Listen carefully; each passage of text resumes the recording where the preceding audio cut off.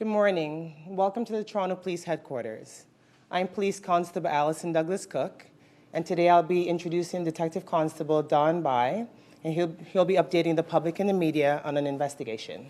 Detective? Thank you very much. Good morning, everyone. Thank you for coming to Toronto Police Headquarters. I'm Detective Constable Don Bai of the Toronto Police Sex Crimes Child Exploitation Section. In March of 2019, members of the Child Exploitation Section began an investigation into an individual that was trading child abuse material through the internet. As a result of this investigation, on June 12, 2019, members of the Child Exploitation Section executed a search warrant at the suspect's home in the area of Bathurst and Shepherd in the city of Toronto. Based on the evidence gathered while searching through the residence, a Mr.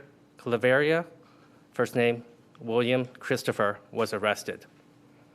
We are alleging that after an analysis of some of the devices seized at Mr. Claveria's residence, we have discovered images and videos of Mr. Claveria sexually assaulting children.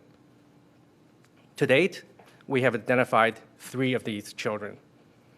Mr. Claveria is currently charged with 2 counts of possession of child pornography, 2 counts of accessing child pornography, 1 count of distributing child pornography, 5 counts of sexual assault, 6 counts of sexual interference, 6 counts of making child pornography, and 1 count of voyeurism.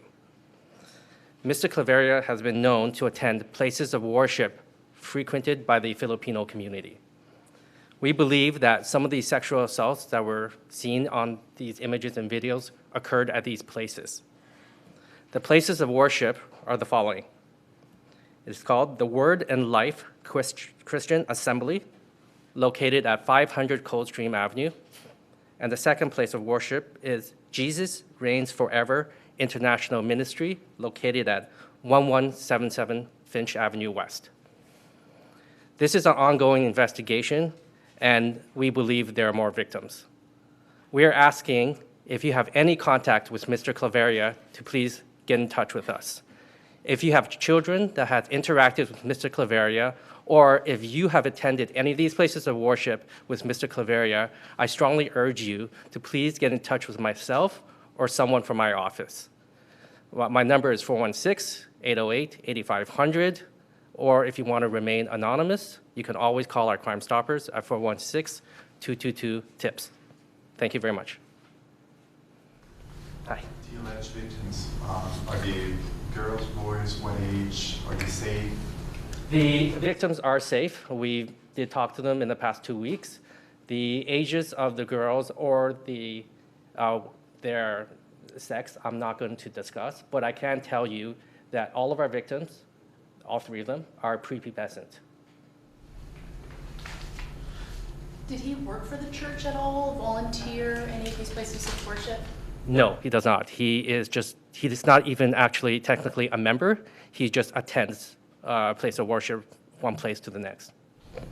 Detective, have either of these places of worship had any official response to this in terms of, do they have any knowledge? Have they had any official response to this?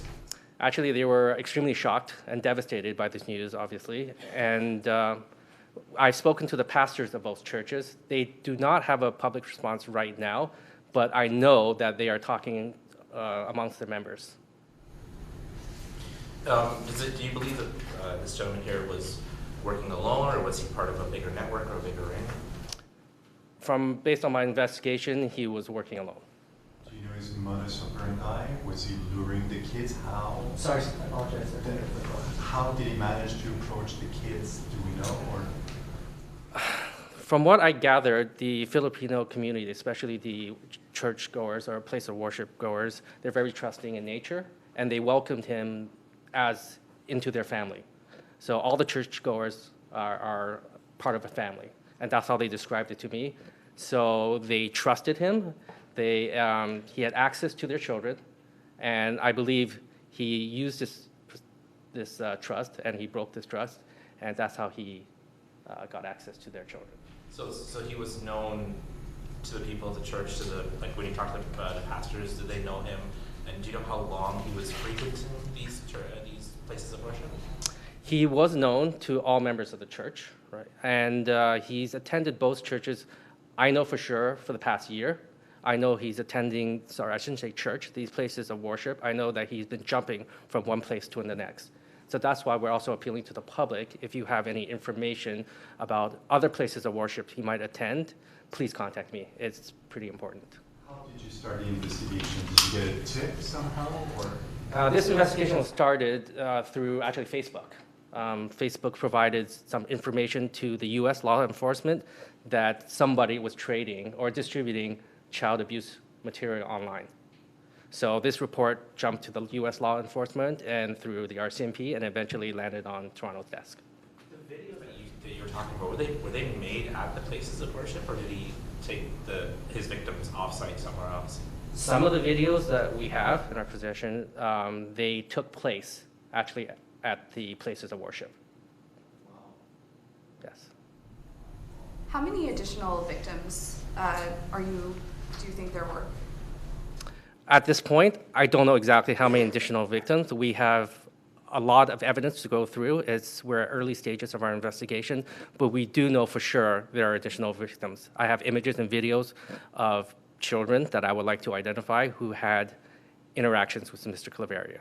So how many non-identified kids do you have in those videos? Do you have a number? I do not know off the top of my head because we have numerous images and videos, but I'm not sure if they were part of any offenses because we have just so much material right now. Detective, did he repeat offend on certain kids? Like, did he target certain kids and just come back and repeat offend on them, or was it just kind of one-offs on certain days? He did offend on one child on more than one occasion. Hence the numbering of the charges and the number of identified victims right now. So do you think the other victims have been also assaulted at the same places of worship, or it could be somewhere else, or? At this present time, I do not know.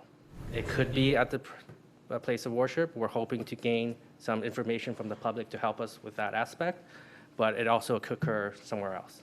Was he trying to trade those videos here in the city, or was he like just doing it on the internet to like places around the world? At this present time, we don't have any evidence that he was actually trading or distributing any of these videos or images. You mentioned you've been in touch with the pastors. What's their reaction been? It must be very shocking for their community. They are absolutely devastated, as you can imagine. They never thought that this will happen to their house. It's a place of worship, it's a place of God, and it's a place of trust. So they are devastated, and we are actually working very close with them to see how we can help them out in this matter. I know you can't give an exact number of additional Thank victims, you. but is it dozens or is it? I can't give you an exact number of your. This concludes today's conference. Thank you, Detective. Thank you very much. Thank you. Thank you.